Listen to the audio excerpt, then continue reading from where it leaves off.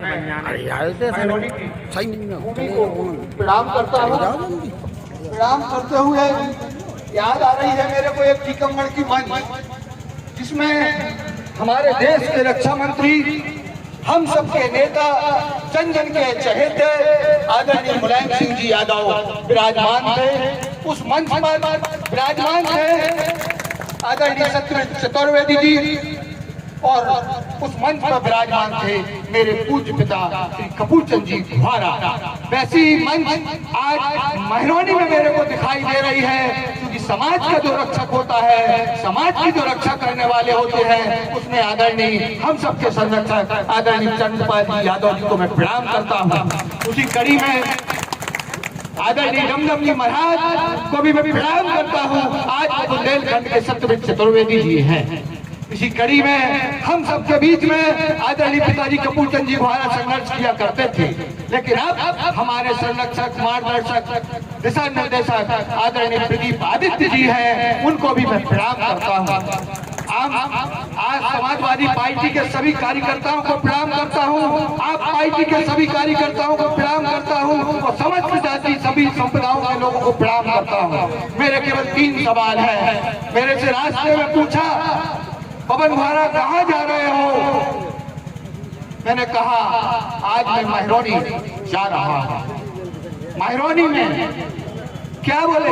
बोले पवन गुहारा एक बात बताओ, कांग्रेस पार्टी इंडिया गठबंधन के कार्यकर्ता हूँ मैं और एनडीए के कार्यकर्ता हूँ मैं, अंतर क्या है?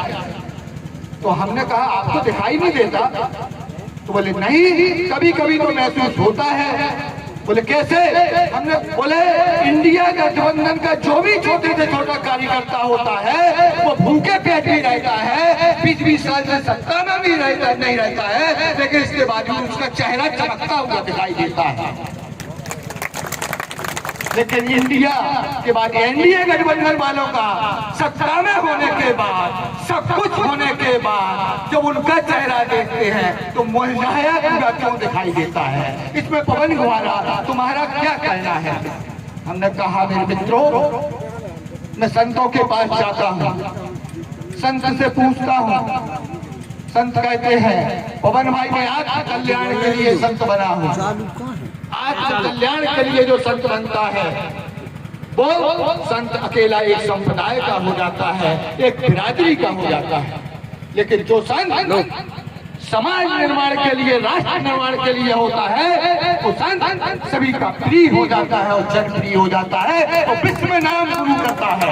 ऐसे संत के चेले हैं इंडिया गठबंधन के। संत का नाम है पूज्य राष्ट्रपिता महात्मा गांधी। महात्मा गांधी हमेशा संत रहे हैं, लेकिन उन्होंने आत्म कल्याण की जगह समाज के निर्माण की बात करी है, समाज को निर्माण दिया है, और उसी के बदौलत है कि आज महात्मा गांधी के बनाए हुए रास्ते पर सभी संप्रदाय, सभी जाति के लोग भारत भूमि की भारत माँ को प्रणाम करते हैं।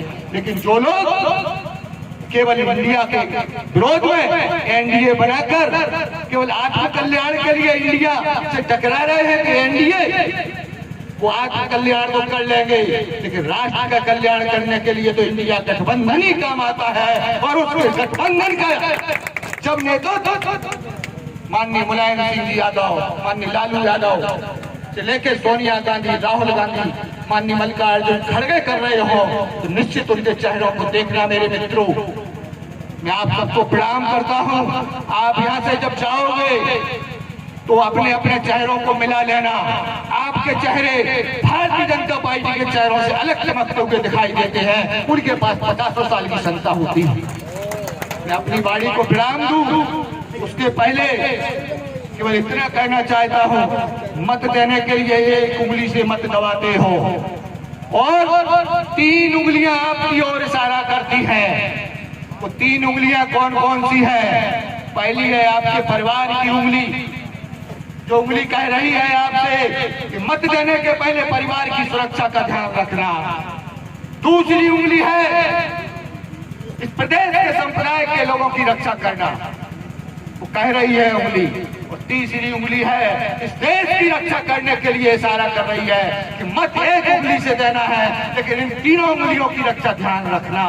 मेरे मित्रों, इसलिए आज मैं कह रहा हूं, जिनको नोटबंदी अच्छी लगी हो, जिनको जीएसटी अच्छी लगी हो और जिनको कोविड की वैक्सीन अच्छी लगी हो, वो इंडिया के साथ न रहना है, एनडीए के साथ चले जाना। लेकिन जिनको जीएसटी से परेशानी हो रही हो, नोटबंदी से परेशानी हो रही हो और कोविड की वैक्सीन जो इस देश के लिए नासूर बन के आई और जिसका विरोध जब बाबा रामदेव ने मंच से कर दिया तो बाबा रामदेव को भी ये सरकार परेशान करने लगी है। मेरे मित्रों, जिनके नाम पर सत्ता हासिल की थी 2014 में, आप सब भूल गए होंगे, भ्रष्टाचार के नाम के पुजारी बनकर आए थे आदरणीय अन्ना हजारे जी। उनको कहां पहुंचा दिया है, जबकि उनको भी भारत रत्न मिलना चाहिए था।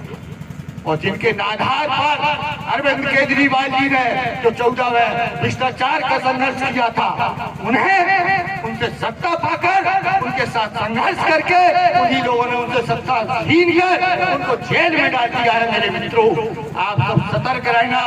कोविड की वैक्सीन सामान्य वैक्सीन नहीं लगाई गई है सरकार द्वारा।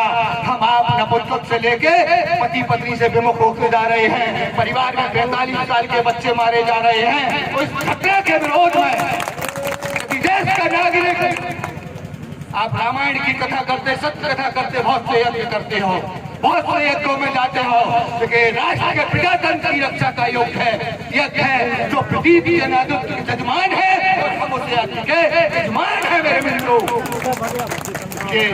आप सबसे अनुरोध करना चाहता हूँ, आने वाले समय में इंडिया गठबंधन को इस देश की सरकार बनाने का मौका देना और प्रजातंत्र की रक्षा करने का मौका देना। जय हिंद, जय भारत। बहुत बहुत धन्यवाद। बहुत ही शानदार भारत।